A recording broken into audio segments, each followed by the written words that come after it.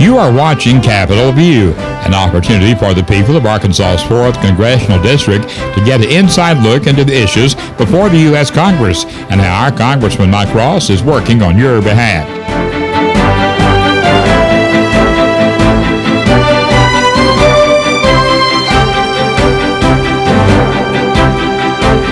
Now, from Washington, D.C., here's your Congressman, Mike Ross.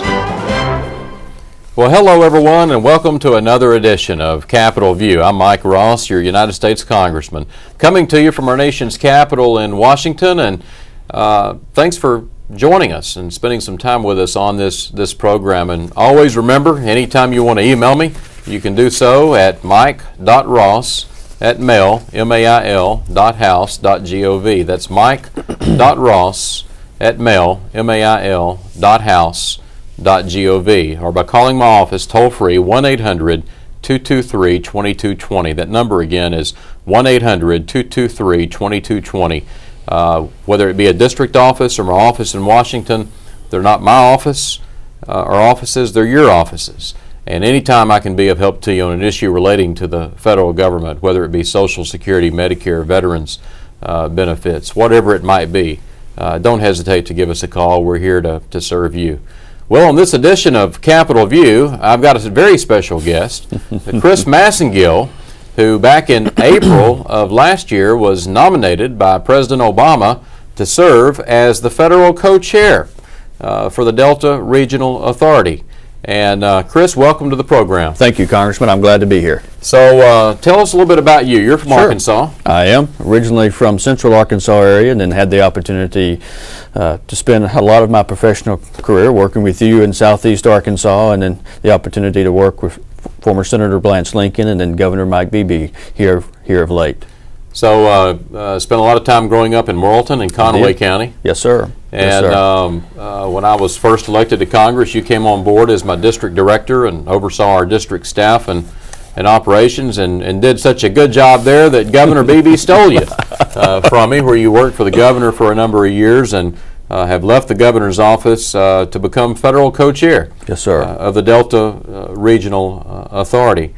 So for my audience that may not be familiar with the DRA or the Delta Regional Authority, yes, tell us a little bit about what the Delta Regional Authority is all about. Well, thank you, Congressman, for giving me an opportunity to be here with you, and all those years that I've learned so many of the essential skills that I've taken into this job, particularly as it relates to economic development. I know you are a strong proponent and advocate for our local communities and growing those economies in Arkansas, and the Delta Regional Authority was created to do just that, to help be a catalyst for what's going on in our local communities. It was created in 2000, then signed into law by then President Clinton, and one of the things that Congress did at the very outset of the Delta Regional Authority is said, look, the Delta Regional Authority is responsible to try to help local communities and states to grow their economies by being a catalyst, a partner in investments in 4 key funding areas.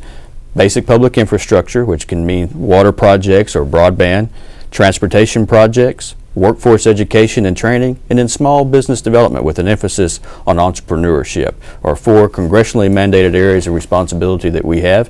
And so we try to find ways to work with the states to help do just that, make these communities strong and try to build on where they are, and so they can have long-term sustainability.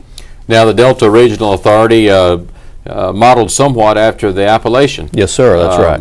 Regional Authority, and was way past you arriving when President Clinton signed it into law back in the 90s. But a lot of people in Arkansas think of the Delta, they think of the Mississippi River counties, but the Delta actually includes, what, 252 counties? That's exactly right. What, 8 states? 8 states, 252 counties and parishes, almost 10 million people.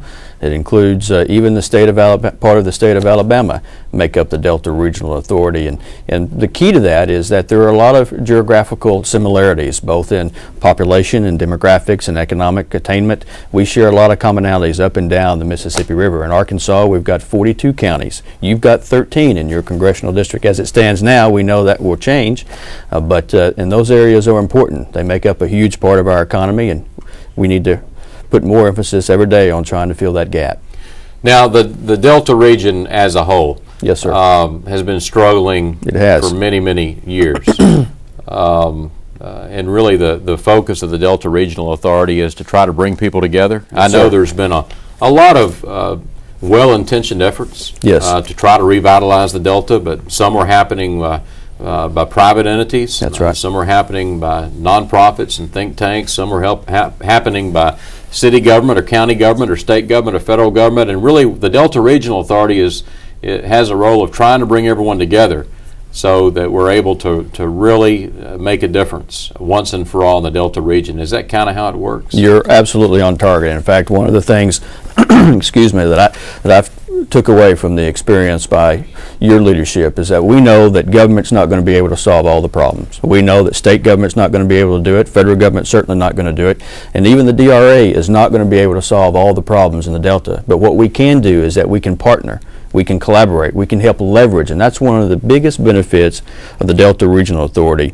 We've had about 610 projects over 9 grant cycles. We've been able to take $86 million of taxpayers' money and invested in job creation projects that have leveraged almost $2 billion over the course of 9 grant cycles. What we do matters, and the projects that we invest in these local communities, as you know, make a big impact. And the economic conditions of the Delta, they were struggling before the recession. Yes, sir. And they'll be struggling after the recession. And there's no silver bullet, and we can't fix decades of neglect overnight. But I'm glad to see that we have an agency that's trying to coordinate. That's right. Public-private partnerships to try and make something happen in the Delta. It's really the biggest tool that we have. We will never have the kind of resources to try to invest in all the projects and help with all the issues. But what we do know is that this is still a part of the country that lags behind in competitiveness. It lags behind in economic sustainability. We know that it's home to 55%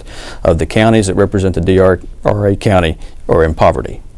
We know that the health attainment stats, the educational attainment stats lag behind the rest of the country, and so we're still trying to work with our federal partners and the leadership in the states to help to shrinking that gap. And it's still a real issue. This is the 21st century, and we still have places in the Delta Regional Authority that you're familiar with that don't have good, clean water.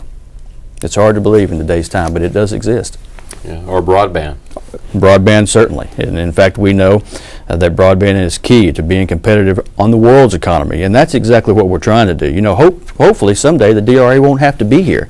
The goal is to make our part of the country competitive with the rest of the world. That's what we're trying to achieve, is allow our people to be just as competitive. We know the will's there, we know the skill set's there, but we've got to have access to that. Access to training, access to capital, access to the ability to create our own. We know that those things will make a long-term difference in economic sustainability. You know, I was recently reading about the fact that, you know, originally cities thrived that were located along the river. And then cities began to be built and thrive along the railroad. And then it was the interstate system. And really, there's a case to be made that the future, all those things will continue to be important, but also very important to the future is now businesses look to see where high-speed broadband is available. And that's why I think it's absolutely critical that we get high-speed broadband more readily available in the Delta region. I think you're absolutely right. I think it is a tool for future success. We've been trying to work with our federal partners to try to build more of an emphasis on how do we do that. We saw some of those efforts grow during the Recovery Act. We know there's still much more to do, and our part of the country lags behind the rest of the country in those efforts. What are some of the other needs of the Delta? Well, one of the biggest ones, I think, and one that you know quite a bit about. You are a small business owner, and you've emphasized that in your entire career. One of the things that we see through our own research, one of the biggest impacts on the Delta region, is growing our own, particularly in business development, small business, but that entrepreneurship. And so one of the things I've tried to put a new emphasis on with my chairmanship is that, hey, states, we need to find more ways that we can collaborate on the resources and the support structure for small business and entrepreneurship. We know 44% of all small businesses' payroll is done by the private sector and within small business. We know over the last 30 years by the Kauffman Foundation that all new net job growth comes from firms that have been in existence between 1 and 5 years. It can make an impact. And in fact, we're congressionally mandated to say, hey, we need to be doing stuff on business development and entrepreneurship. So we're trying to find ways right now to put more resources and more attention on that to say, hey, what are the kind of projects you've got going on in your local area that we can help when it comes to business development and entrepreneurship? Education. Education is critical. Job training. Yes, sir. I mean, aren't those two important stepping stones to creating new jobs in the Delta? You're absolutely right. One of the things that we've found, particularly in the world of economic development now, and that one of my former bosses, Governor Beebe, used to talk about all the time, but I'd add something to that, is that you cannot separate education and economic development. Well, you can't separate education, economic development, and a healthy workforce.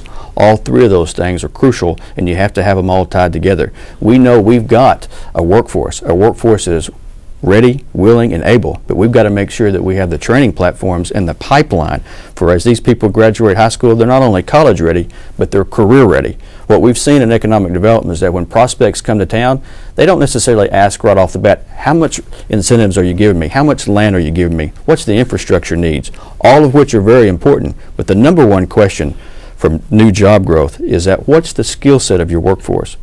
How trainable are they? Well, we've got a workforce that's trainable. We just need to make sure we have the programs and the coordination and the resources to support that workforce education needs.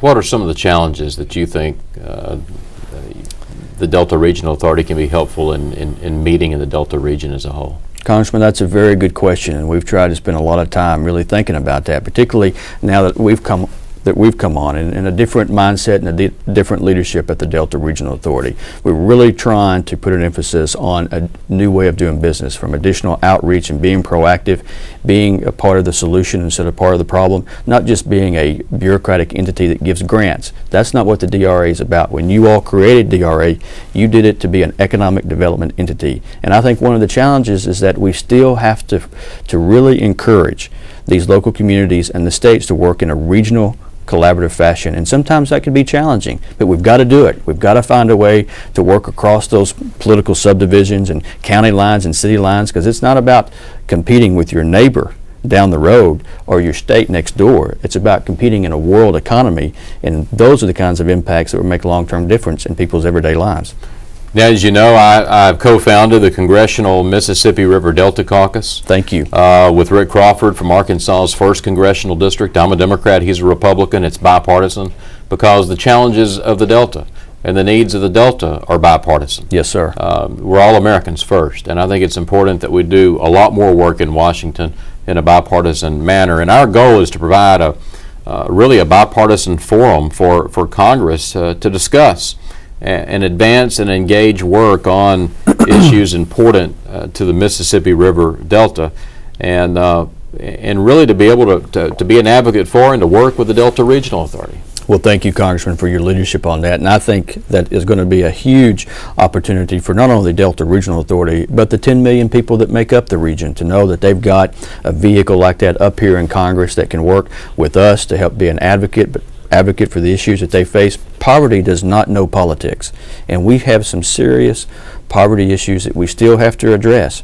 And you got to have a healthy community, you got to have a healthy workforce, and you got to make sure that those opportunities are available. And that's what we've lagged behind in the Delta region. Well, as co-chair of the Congressional Mississippi River Delta Caucus, we're committed to working with you and the Delta Regional Authority to try and help improve the quality of life and lift up the people and create jobs throughout the Delta region. We had our first meeting and we had testimony from the Mississippi River Flood Control Association. Very important. Which is absolutely important to maintaining that infrastructure on the river. Yes, sir. To avoid the